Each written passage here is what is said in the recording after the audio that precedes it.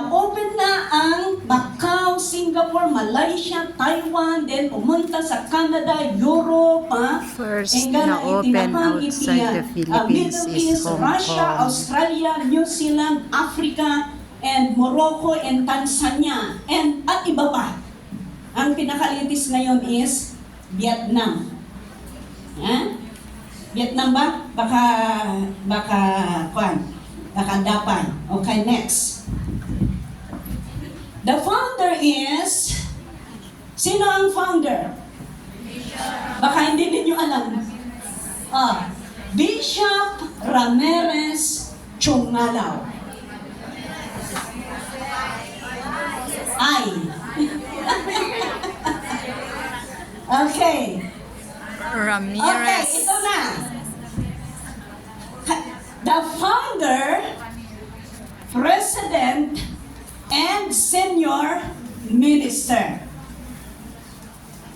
Kung magkaroon kayo ng pagkakataon na i-introduce si Bishop, ganun po.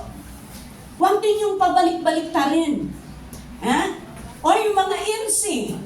Kung mag-INC kayo, huwag ninyong the president, the senior, and the founder. Ito po ang pagkasunod-sunod yan. The founder, president, and senior minister. Siya po ay naipanganak sa Mayuyaw, Banawe, okay, Ifugao. Yan.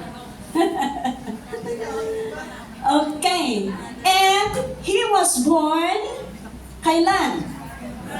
February 14, 1943. Tama ba? Okay. Kaya araw ng mga puso. Kaya ang isa ang iisipin ninyo pagdating ng February 14, birthday ni Bishop.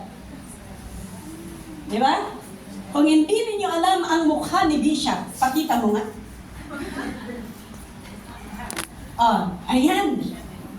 At si Mother Adeline. Okay, yan. Ang mga mukha nila. Next is like this. Praise the Lord. Okay. Of course, ang asawa po ng ating bishop ay si Mother Adeline Yamashita.